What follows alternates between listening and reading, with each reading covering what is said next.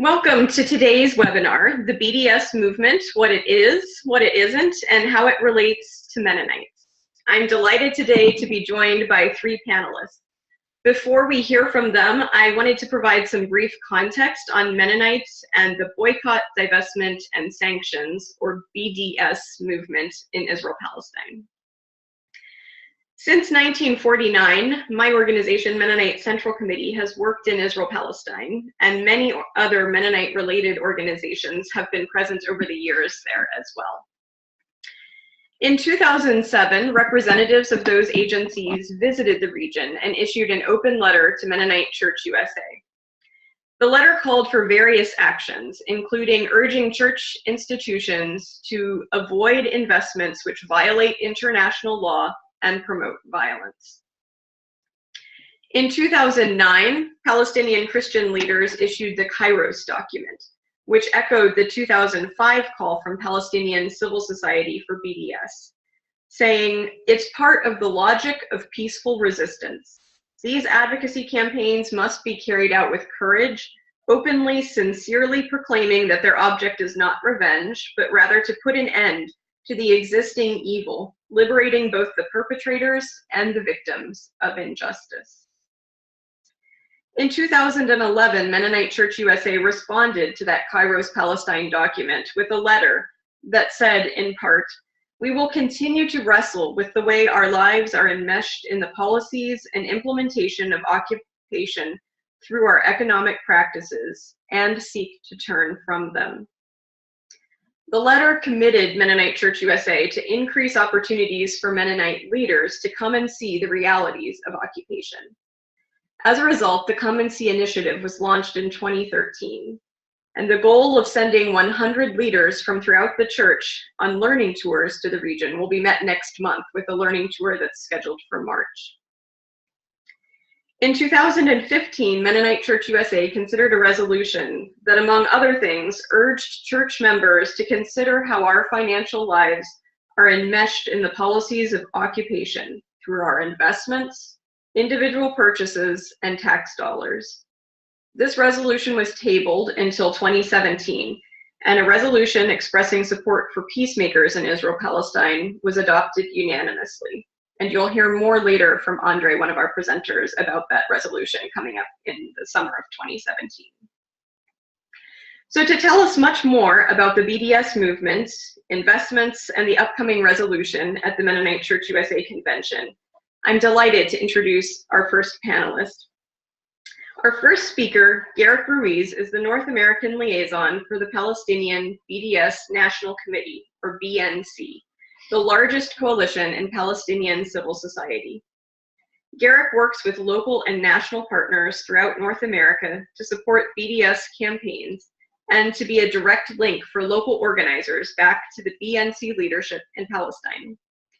Garik spent 6 months in Palestine at the height of the Second Intifada in 2002 and 2003, working with Palestinians resisting the occupation non-violently through the international solidarity movement.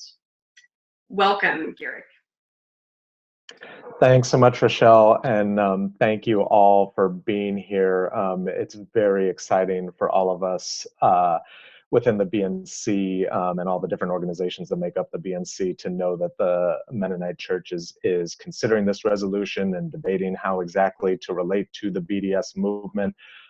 We want to be here to support and answer questions and do whatever we can to help make this process as successful as possible. And so in that interest, I'm going to do just a few minutes here to talk about what the BDS movement is overall, understanding that as we move through this webinar that the specific resolution is not exactly, it's not an explicit endorsement of the BDS movement, but is related to. So we wanted to give you kind of a background, and then of course I'll be here to answer any questions at the end of the webinar, and I'm available beyond this webinar as well to answer any questions that may come up.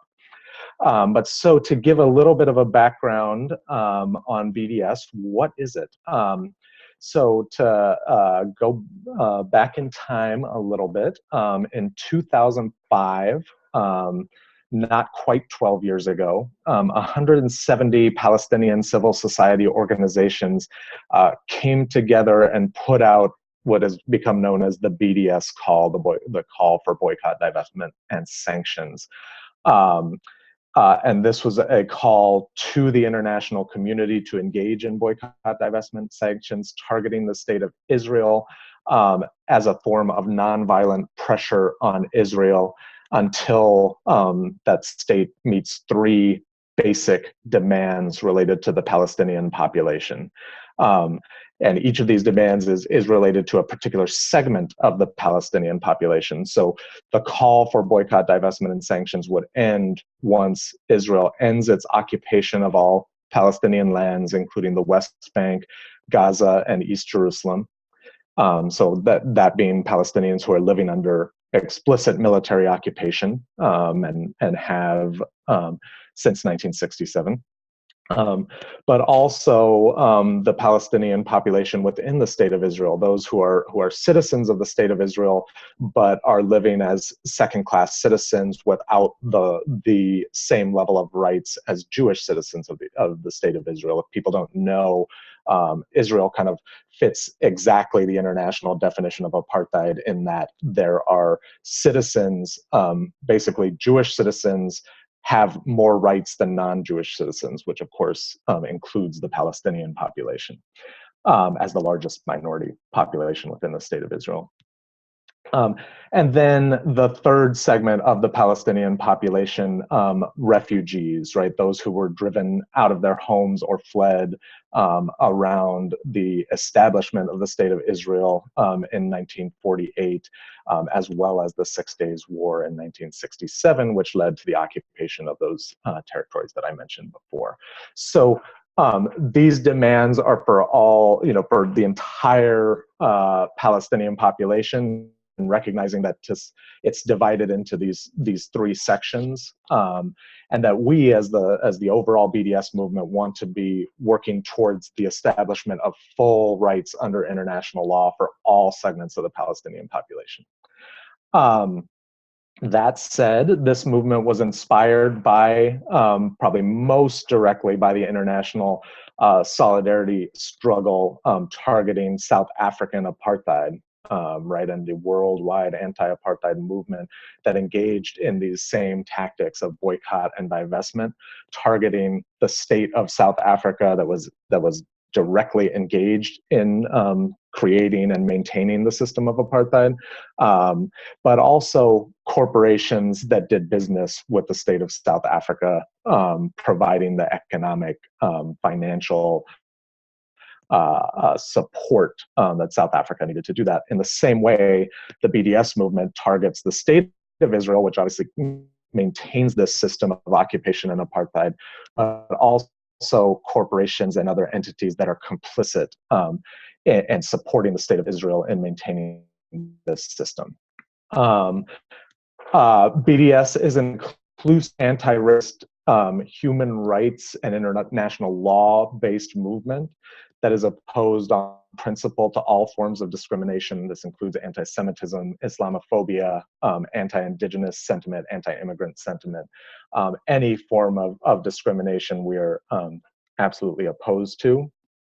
And one of the things I know as a longtime Palestine solidarity activist, I've been engaged in Palestine solidarity since before the BDS call in 2005. I think one of the powerful things about the BDS call is that it provides a very clear way for people who are committed to justice around the world and are interested in engaging in solidarity with the Palestinian people, a clear, nonviolent set of tactics for how to engage constructively and build a movement that is going to be in support of these basic Palestinian human rights. And especially given the level of violence that there has been, providing this very clear nonviolent alternative is something that I think has been very important about the BDS movement. Last couple things I will say are just that BDS is working is another reason why I think it's very important and very exciting that the Mennonite Church is looking at how to relate to this movement and how to engage, knowing that all of this is going on.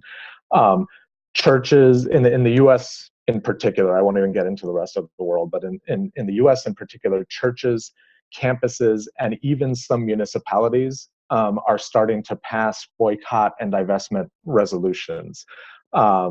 It's very exciting to see this massive shift in how just general sentiment in the U.S. that has happened over the last decade, a little bit more since the BDS calls come out. That's not the only thing that's been related to this shift, but we'd like to think that the BDS movement has been a part of it in terms of just building more consciousness in the United States around the plight of Palestinians, Palestinians living under occupation, Palestinian citizens of Israel living under apartheid conditions, and of course the millions of refugees in the diaspora around the world. Last year, progressive Democrats were even more sympathetic to Palestinians than to Israel for the first time ever since polling has been done on the issue. And that was then followed up by powerful statements by Bernie Sanders as part of his campaign for president. And so we're seeing even within the Democratic Party some significant movement. Because obviously we're talking about debates within the Mennonite Church, I think it's important to highlight that the United Church of Christ, Unitarian Universalist, the United Methodist Church, the Lutheran Church, the Quakers, and more have all passed resolutions that in some way engage in boycotts or divestment. Not all of them are full endorsements of the BDS movement, but all of them have engaged at least in some way and are moving using these tactics.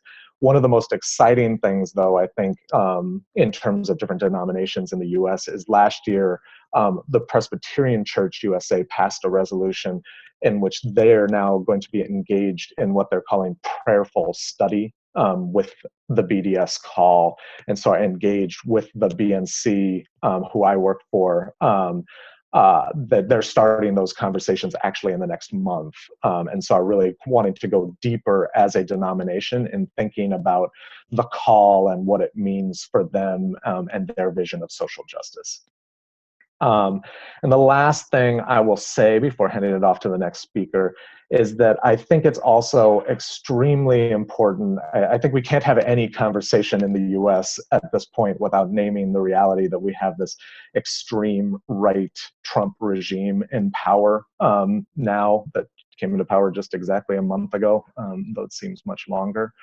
And that since then, we have seen, not surprisingly, that the far-right government in Israel has used, right, as one of the few governments on the planet that seems to be openly celebrating the Trump victory, but they've used this last month to accelerate their program of colonization. The approval of settlement construction has skyrocketed over the last month if people have not been paying attention.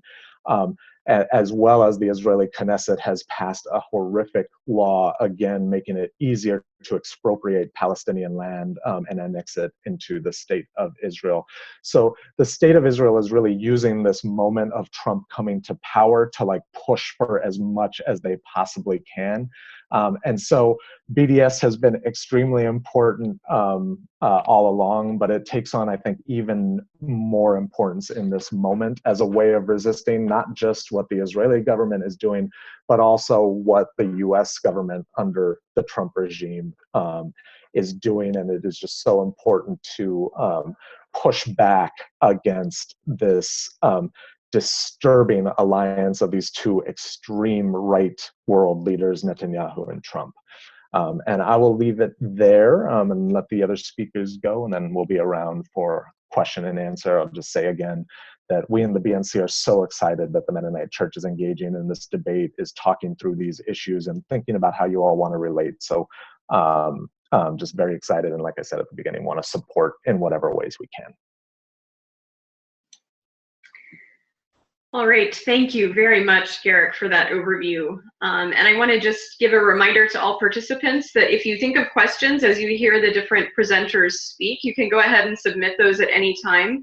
We will have all three panelists speak first, and then we will move into the question and answer time, but you can submit them now if you'd like.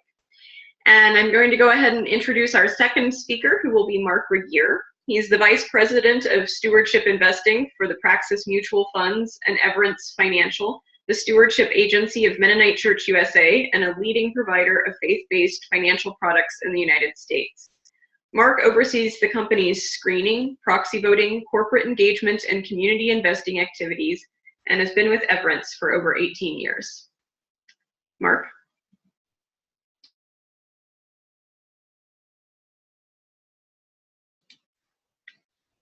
And you're on mute.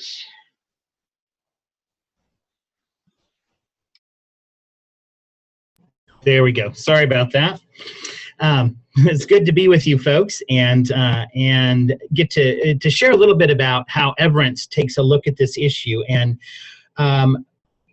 what I think is, and the way I'm going to be framing this is to take a look at how BDS looks from another angle. You've heard a very passionate and articulate understanding of how BDS can serve a particular social and political goal for which it is well suited.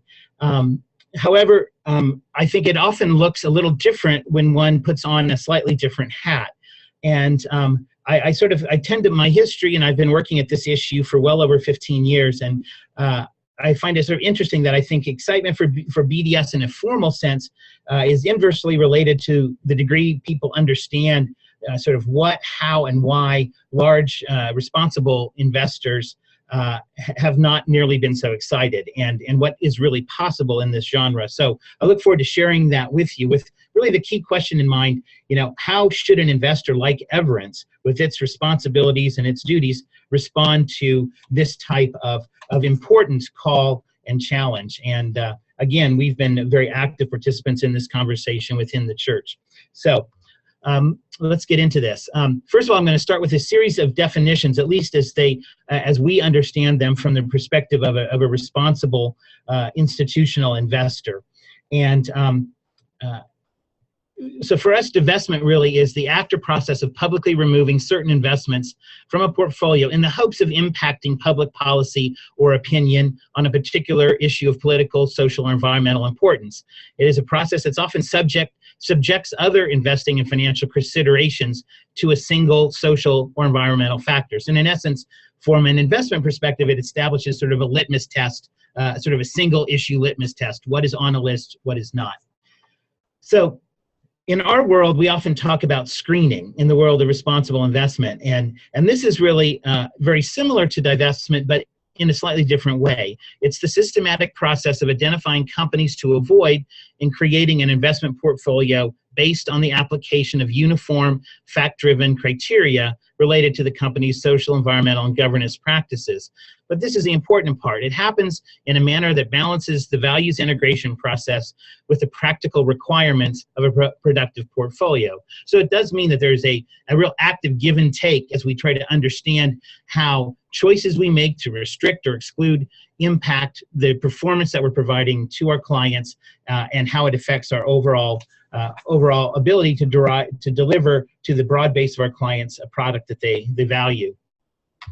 Finally, something that's really important for folks to understand, because it's different for an investor like Everence that is responsible for the investments of many others than it is for individuals or perhaps even organizations that are tightly focused in terms of a mission or an objective.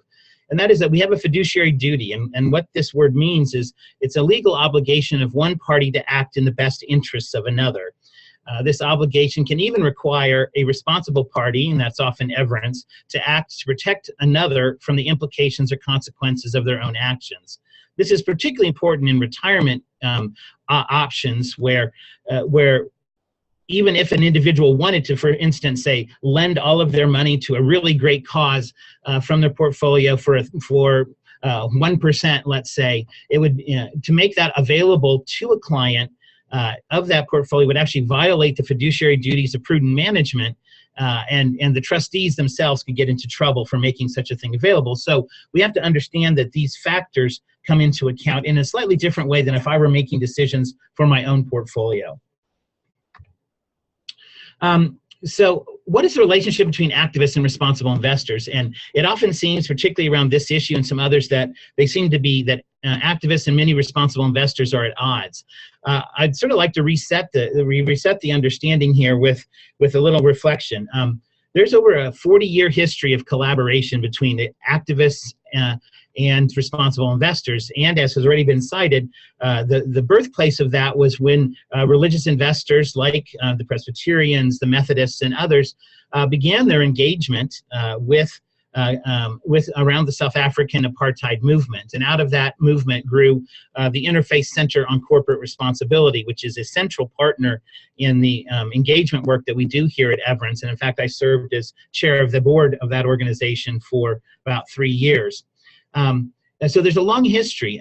This has traditionally we've traditionally shared information with organizations, World Wildlife Fund, many different human rights organizations, and pursued similar long-term objectives, but pursued different strategies on the road to getting there. And this has often been called an inside-outside campaign, which leverages the skills and constituencies of both types of groups. So for instance, you might see in the past, we've worked while we're working with fossil fuel organizations to, for instance, begin to disclose their carbon emissions. We would work with groups that were protesting outside and be able to take that pressure into boardroom conversations and encouraging them to take important steps moving forward. Unfortunately, we've seen a bit of a shift in this over the last number of years, where activist organizations have sort of wanted to who seem to fall victim to the strategies of the moderate clear cutting, I call it, that we see in American politics, where we try to move people in the moderate middle to the fringes on one side or another, and it's sort of led us to the world, unfortunately, we seem to be living in right now in this country. And so one of the things we're really committed to is trying to keep our position in that middle space, in that third way model of Anabaptism, and being able to work with a variety of different groups and trying to find solutions that allow us to all move forward. The reality is that both activists and responsible investors serve different masters of sorts, and this yields different action, not because one is superior or better than the other, but because their goals are their short-term goals are sometimes different. For activists, it's pursuing that social or political end by whatever means is deemed effective. And for many recently, and there are about 13 different divestment campaigns going on right now at various degrees of visibility. That's using this sort of tool. For responsible investors, it's often pursuing the integration of values in service of their fiduciary duty to the end beneficiary. So in essence, fixing the problems of this world is not actually the job of the responsible investor, but it is something we care very much about. So what's the appeal of divestment from our perspective? It certainly can bring visibility to unjust situations or practices, and we've seen that in spades with this issue, with Bill McKibben's fossil fuel-free effort, and that is very important. It is important to draw attention to issues. What is a little more problematic is when those drawing attention, let's say to a fire down the street, begin telling the firefighters that they should drop their hoses and pick up signs and tell people to that people need help. And we need people to both do the helping, do the fixing, and also draw attention to an issue. It tends to offer a simple solution to a very complex problem, which can be comforting on one hand, but may not move us forward in the way we need to on another. It's easy to promote in our current emotionally driven social media environment. A tweet, when everything's boiled down to 142 characters, it's easy for this type of simple answer to be promoted. It unfortunately misappropriates at times the handles of relevance that have gotten hot today. That's money and investment as the new way into solutions through corporations or other avenues. It is also, unfortunately, a low impact. It can be considered a low impact strategy for those that want to promote it or subscribe to it. In many cases, it's telling others what to do with their money, or or it's thinking that they can make a choice like this and not have to deal with any potential ramifications. And well, in some cases that's true. In other cases it is not. And so I think it's very important that people realize that just as if I walked into a doctor's office and somehow convinced the doctor that antibiotics weren't useful, and then walked out the door, leaving the doctor's office to sort of, and their clients to deal with the fallout. We really have to think through the entire process, and that's something that is very important, I think, to a responsible investor, because it has to fit within a framework of how we respond and how we manage whatever ends up happening afterwards. It frequently uses, as we've heard, the South African apartheid story as proof of a strategy's success. Unfortunately, that frequently isn't understood as fully. In particular, there are folks out there who think any problem can be solved with divestment, when the reality of even the apartheid situation is that it took a very complex 15-year engagement with companies, with government entities, and a number of factors to help really bring the type of landslide type change that we saw in that region. However, a divestment is an appropriate solution for many folks, for passionate individuals, for focused institutions, particularly those that are willing to accept the financial ramifications that might come with such a change. So what are the challenges, particularly for responsible institutional investors? For us, it actually avoids rather than engages the problem. And sometimes we think it would just be easy to say, yeah, well, we'll get rid of whatever companies are problematic, but then it just becomes a rock in a pond, and once the splash is over, our work is done.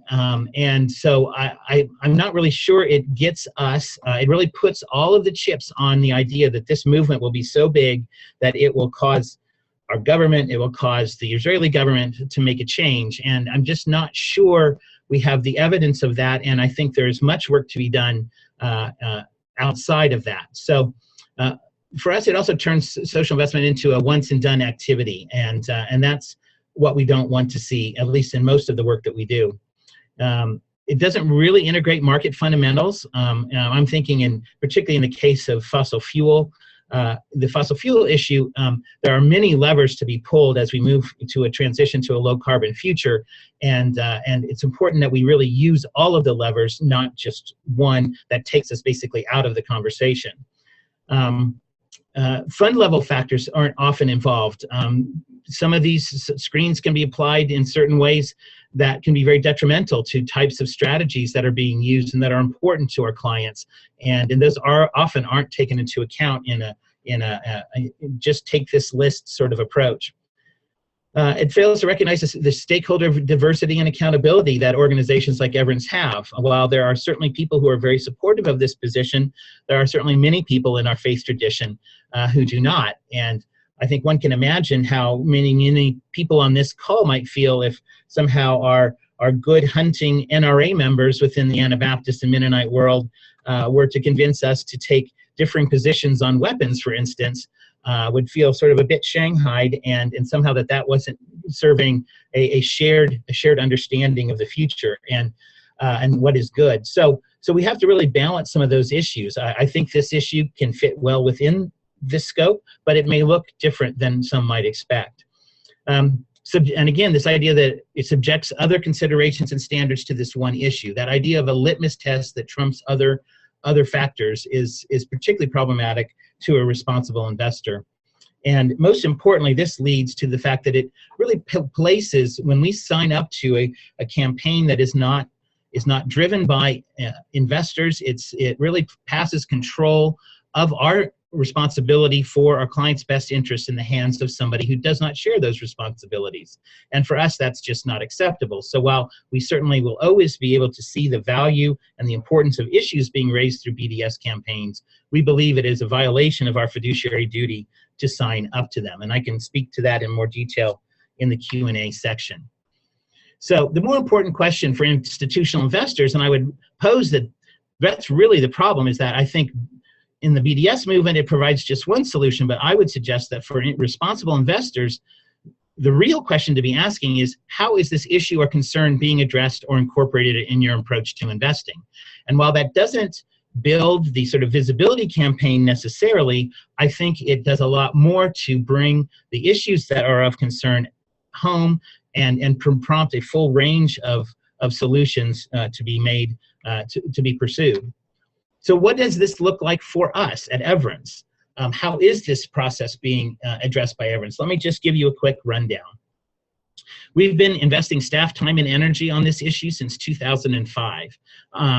We have always included the concept of the concerns for regions of conflict in our military and human rights screens. Everence has sent 4 people to the region. I went first in 2007. Others, including our chief investment officer and president of the Praxis Mutual Funds, and 2 board members, went on a board-level delegation in 2014. We've taken our concerns for this area to the point that we partnered with a major global social research house to create a regions of conflict research offering that ensured that there was a sort of a uniform, non-political sort of screen that we could use to evaluate what was happening in the Israel-Palestine region and to avoid some of those some of the companies that were most problematic in that area, ones that maybe perhaps weren't being addressed through our human rights and our military screen. Everence has also invested over $50,000 to support MCUSA's Come and See initiative, which has helped send 100 Mennonite leaders to the Israel-Palestine region, and which I hope has laid a good, strong foundation for the approval of the resolution that is moving forward towards the convention this summer. Everence has been a part of the MCUSA Israel-Palestine Working Group since its very beginning. How about other parts of Everence? How about the Trust Company, Mennonite Foundation, and Mennonite Retirement Trust, our pension program? In 2015, Everence Trust Company created the Peace in Palestine and Israel portfolio based on requests several requests that we had from clients who wanted to be able to do as much as they could to ensure that that their investments were were avoiding companies on the American Friends Service Committee divestment list.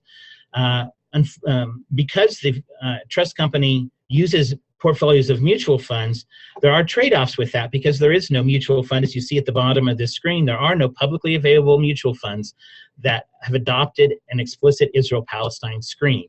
So there are trade-offs, and getting a low exposure or no exposure to these to this can often mean that diversification is different, and there are maybe trades happen when a purchase gets made and the fund has to be switched out. So there are real potential financial risks that go with some of these choices. The socially targeted portfolio is now available in both the Everence Trust Company and the Mennonite Foundation investment management accounts.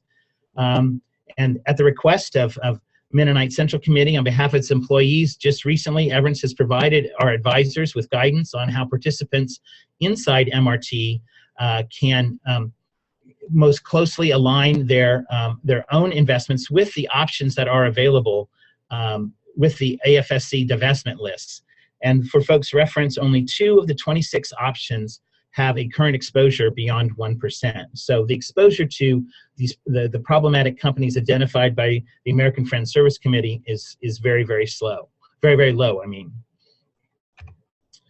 And finally, what about the Praxis mutual funds? Obviously, this is our most visible place where we make company-level decisions, where the issue of screening really comes to bear in its fullest form. For those of you who I'm sure are asking, 13 of the 27 named companies are barred from purchase by our stewardship investing restrictions, which include hundreds and hundreds of companies across many different values-based and also environmental, social, and governance-oriented screens. So 13 of them are covered. Of the 14 that remain, quote, available, many of these fall outside the investable universe, meaning they're too small, they're domiciled in a country where we don't invest. So exposure opportunities to these lists under our existing sort of structures are very, very slow, very, very small. In fact, today, the only Praxis mutual fund to hold a company on the AFSC list is the International Index, which holds CEMEX at a level of 0.33%. Praxis is also a part of the Ecumenical Action Group, which is a group that is loosely affiliated with the Interfaith Center on Corporate Responsibility and is a body of religious investors, including the United Church of Christ, including the Evangelical Lutherans, the American Friends, and others who are working as they can to engage companies around regions of conflict, which include the Israel and Palestine situation. So this is the way Everence has approached these issues, and I guess I will just end with a question that I just have been actually thinking about today much myself, but would invite you to think about, is where would we be today if Everence had chosen differently? If we had chosen years ago to remove a handful of companies, probably wouldn't have said a whole lot because that type of publicity is not our thing. And then we would have been done.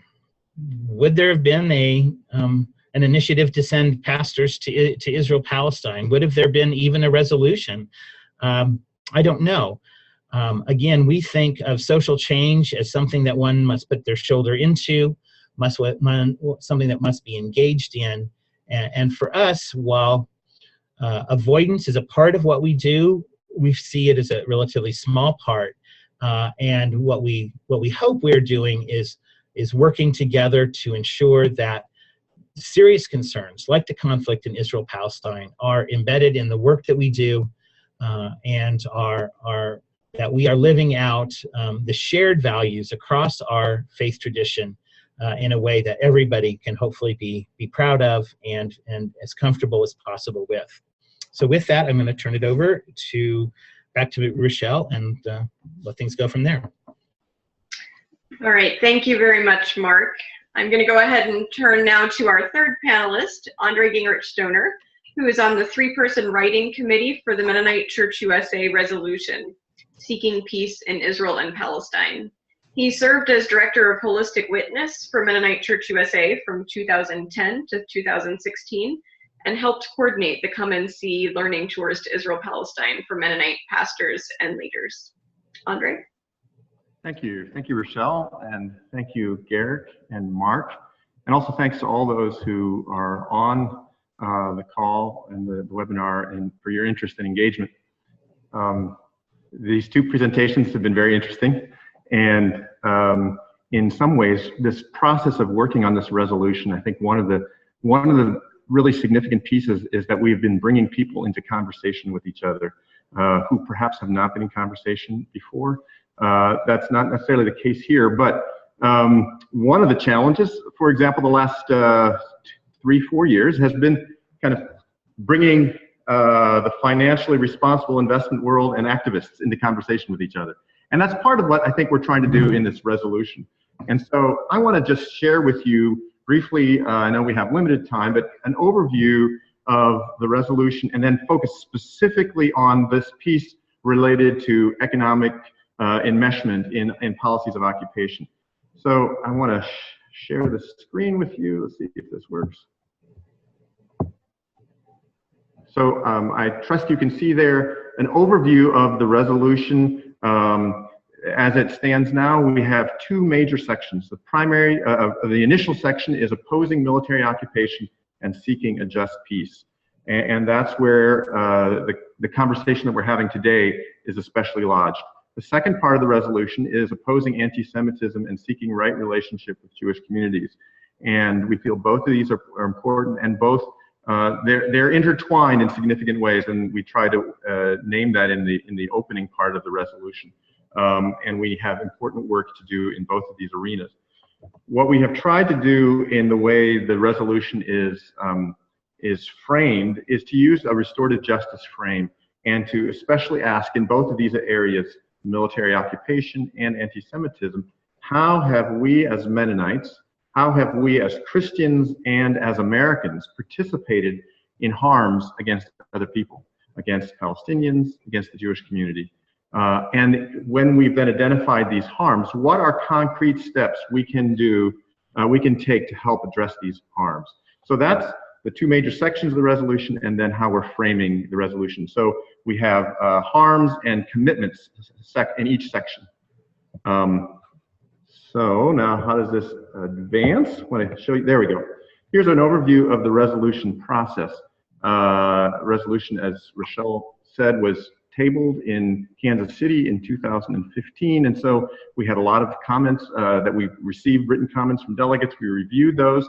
We have a 3-person writing committee, Lisa Shirk from Center Justice and Peace Building at Eastern Mennonite University, Rod Stafford, pastor in Portland, Oregon, and myself. We have a 10-person reference group of Mennonites who represent quite a breadth in the church around. We share a commitment to justice and to peacemaking, but on particular issues, quite a breadth. So we have folks who are very engaged in the struggle for justice for Palestinians, and a number of folks who have had very significant relationships with a mainstream Jewish community, agency folks, representatives, a range of other folks.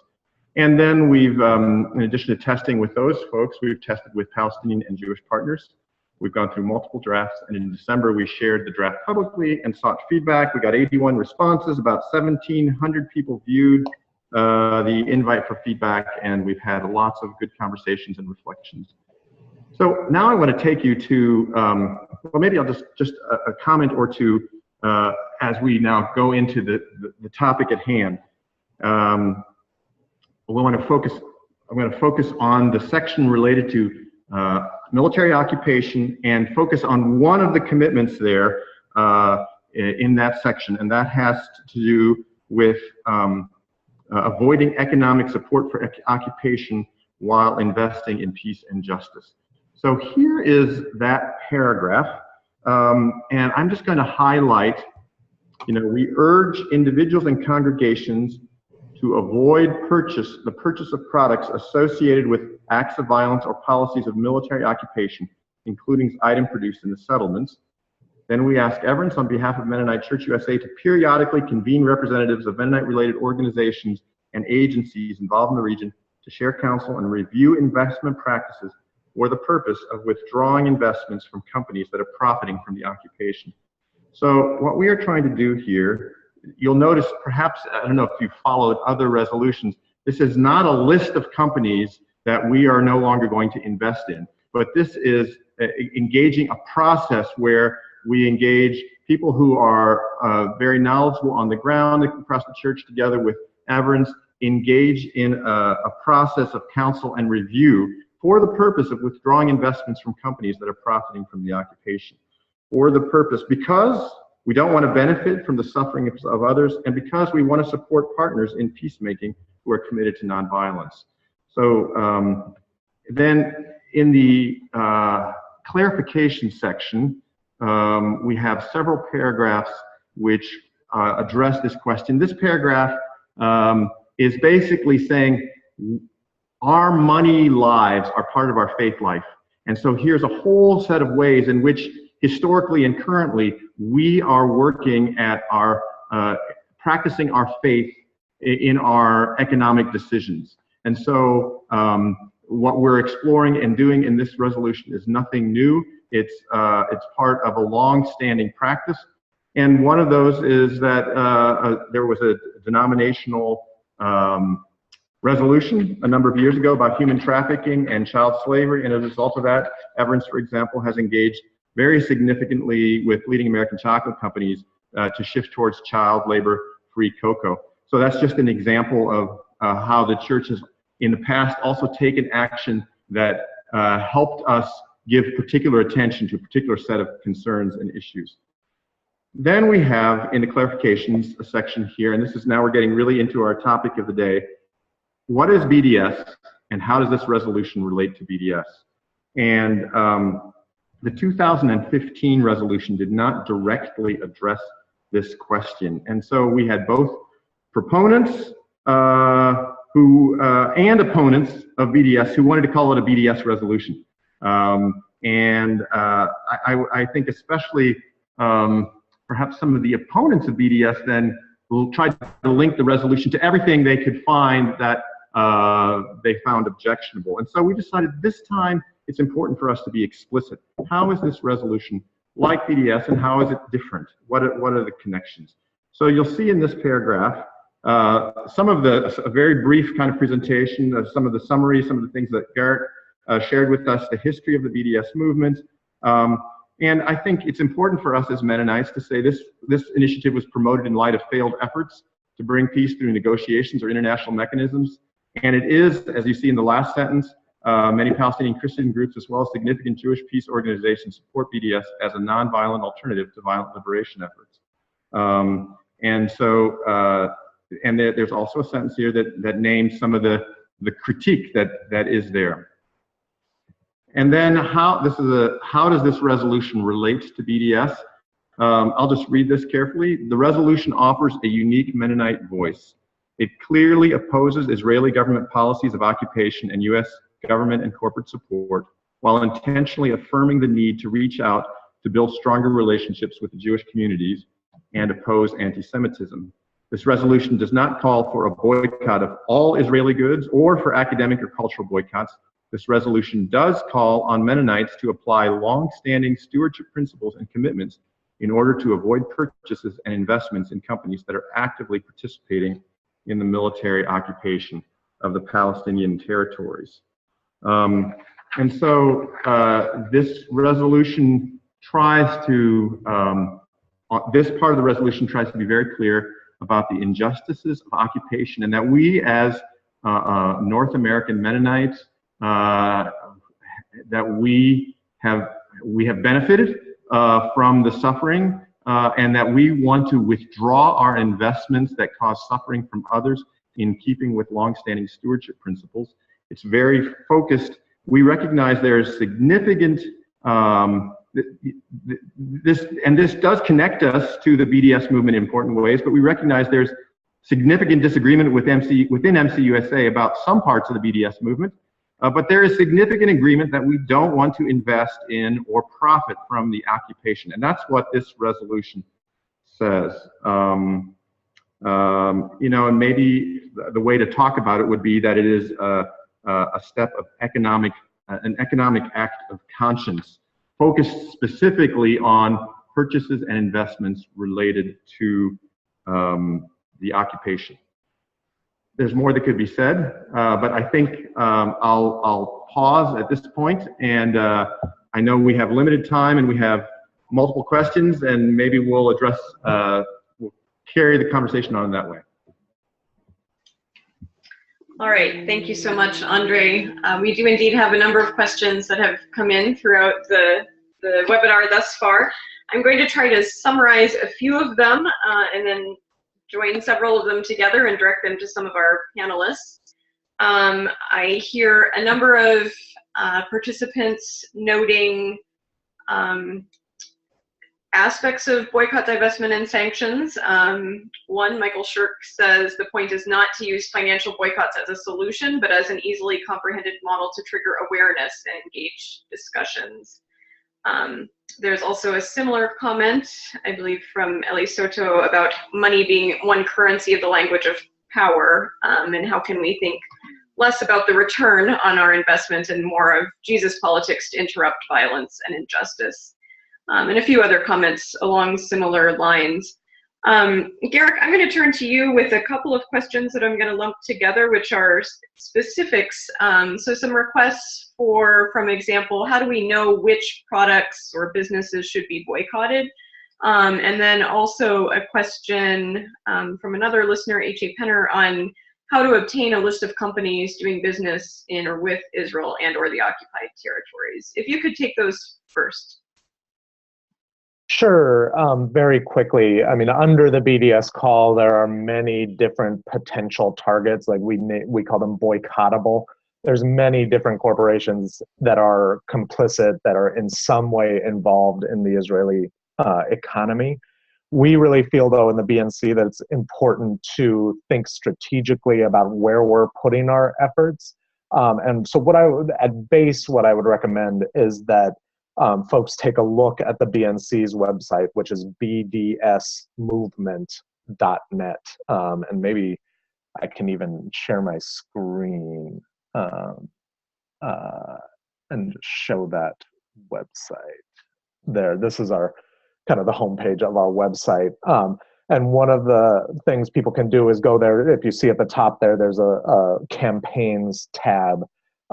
That lists the BNC's priority campaigns. And what I would say in terms of consumer boycotts, which I think is part of what at least one of those questions was about, is that right now, Hewlett-Packard, HP, and their kind of computers, printers, ink, et cetera, is probably the highest priority consumer boycott campaign that we're really focused on. Beyond that, though, as you can see, G4S, where we've had some significant victories, but if people don't know G4S, they're a very horrible corporation that is involved in guarding the Dakota Access Pipeline, that is involved in private prisons in the U.S., that is involved in training police, both Israeli police and U.S. police, and does similar things all over the world, as well as being involved with both juvenile facilities in the U.S. and Israeli prisons that detain Palestinians, children, Palestinians who are children.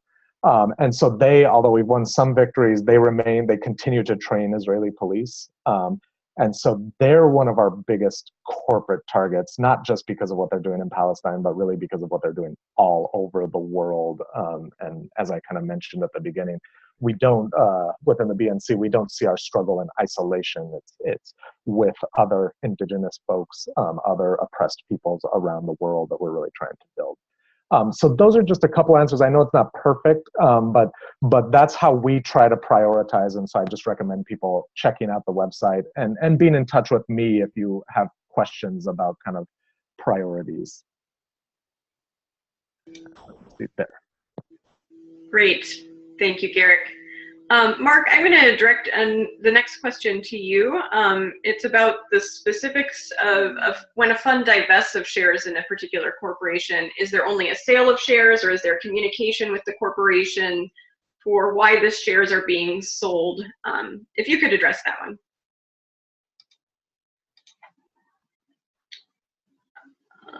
And you're on mute. There we go. Okay. I would say that it all depends on why it's being done. I mean, obviously, we screen out hundreds and hundreds of companies at any given time. I think our restriction list is now well over globally, somewhere around 14 or 1,500. So it would all depend on how and why it's being removed. Again, in a situation like this, if it came about through some agreement that we were adopting it on that, in response to some sort of statement or action, we would engage with them.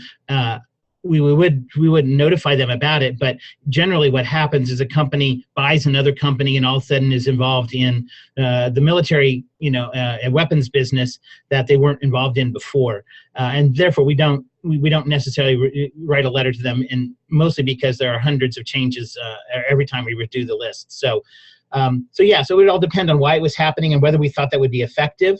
And again, for us, we see this as sharing the vision of what's going on in the BDS movement and what the goal is there, but doing it a different way. So, I think we would have to see whether something was actually truly different here.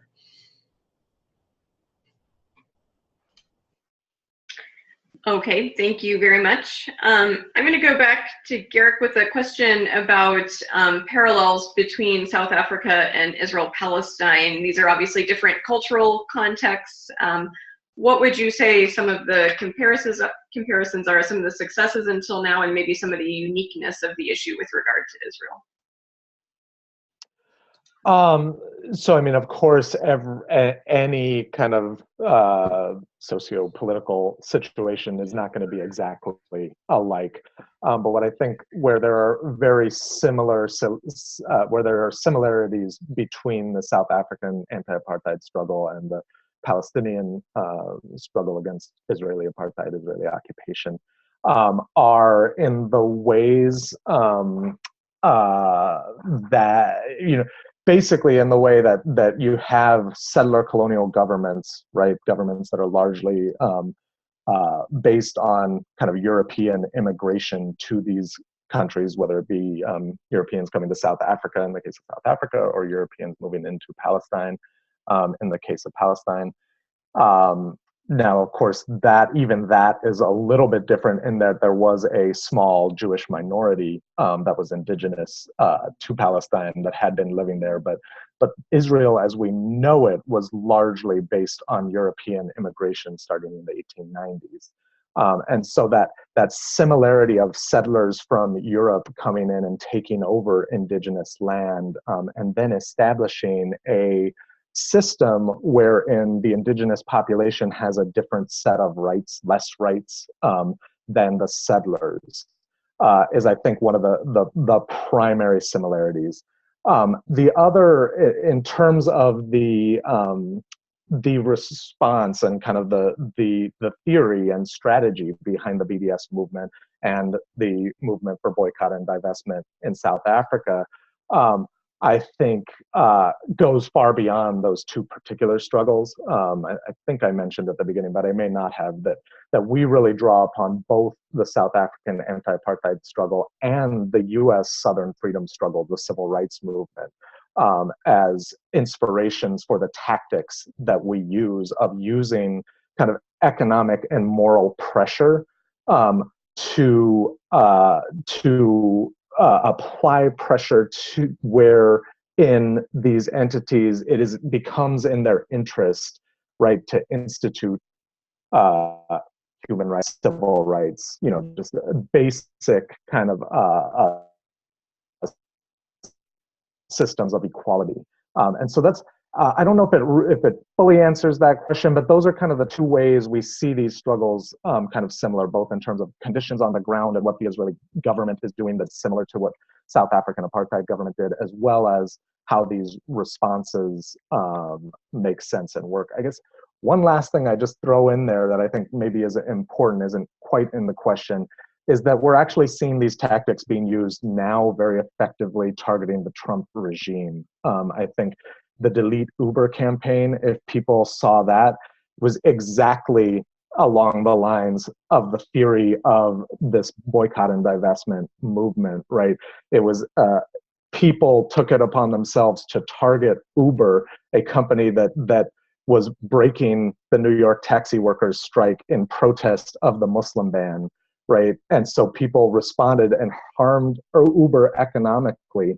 That first forced them to concede and pledge $3 million to support their own drivers that were affected by the ban, as well as legal support, and then actually forced the CEO to step down a couple days later from Trump's advisory council. And that's exactly the same theory of what the BDS movement is about making it, not normalizing the kind of human rights violations and just far-right regimes that we're seeing popping up around the world, and in this case, in particular, in Israel and in the US.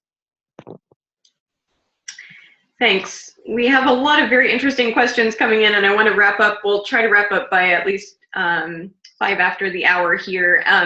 Garik, I'm going to ask you one additional one, and then I'm going to wrap up with my last question for Andre then. But there's a comment from Joe Rose, I believe, noting that there are universities and corporations within Israel that do not support the policies of the Israeli government. And how does BDS distinguish between the targets that participate in the occupation and violations of human rights and those that do not? So it's basically, it's all about complicity. Right. The reason that many Israeli universities are targeted is because that Israeli universities, many of them are very explicitly complicit in occupation and apartheid, particularly by designing both in terms of weapons research as well as kind of tactical research. So that's the reason why often universities are very specifically targets. But the overall reason is complicity. So, for example, I know this resolution does not talk about the academic and cultural boycott, is not engaged in that. But when we talk about cultural boycott, for example, people who are individuals, artists who are eligible for who are eligible for cultural boycott are not because of who they are as an individual. Just being as an Israeli person does not make you boycottable. It's, are you what are called cultural ambassadors, right? Are you receiving funding from the state of Israel in order to go out and spread what's called brand Israel and spread this idea that Israel, kind of this alternative narrative that Israel is a great place, and kind of whitewash military occupation, whitewash the systems of apartheid that exist. And so if an Israeli artist is just doing a tour on their own, they would not be a target of the BDS movement. However, if they are receiving funds from the Israeli government in order to back them up, then that complicity is what would make them a target, if that makes sense. All right, thank you very much. And then a couple of final questions for Andre as we wrap up here. A couple of questions about what has been the response from the Executive Board and the Constituency Leaders Council within Mennonite Church USA to this resolution, and also what sort of educational efforts are there within Mennonite Church USA to continue work on this issue? Yeah, thank you. Thanks for both those questions. The Executive Board, commissioned the writing team and the writing process. So we've been in close conversation with them, sharing drafts as well. There's continued to be shifts in Executive Board membership. So that's an ongoing process of conversation, but they are committed to bringing this resolution to the delegates and are supportive of it. The CLC had a conversation last fall and similarly commended at that point the draft to the church. But there are continued conversations, and that's partly where, across the church we need to have continued conversation. And one of the things that's been really significant, I think, this resolution and the 2 to 3 year process, has some have called it the most process and consulted resolution that we've ever had. And I think that's really important and really significant, because it means we are engaged in a very different kind of way than if we just have a vote and then we move on. And so and one of the things that was adopted in 2015 was a commitment to partner with Israeli and Palestinian peacemakers, folks who share our commitment, our opposition to the occupation, and share commitment to nonviolent engagement. And so through that, we were able to create a voluntary service position, and Jonathan is serving in that capacity, has helped connect people across the church who have these concerns. Alex Awad has been in numerous places. We continue to have people going on come and see tours, and I'm really delighted that in April and May, we have a tour to 6, 7, or 8 locations where there are Mennonites, Jewish and Palestinian voices for peace. We will have participants from the Jewish community who share critical reflections on occupation, as well as Jonathan Kitab, a prominent Mennonite Palestinian human rights attorney, who will be in conversation with each other in various communities. So those are some of the opportunities. You can be in touch with Jonathan Brennan for other educational opportunities. And again, I want to just highlight, we've talked about one dimension of the resolution today, but just want to underscore this part of the resolution. We are trying to be very, very clear about our opposition to policies of occupation, our own sense as Mennonites, as Christians, and also as Americans whose government supports settlement policies and has supported the policies of occupation.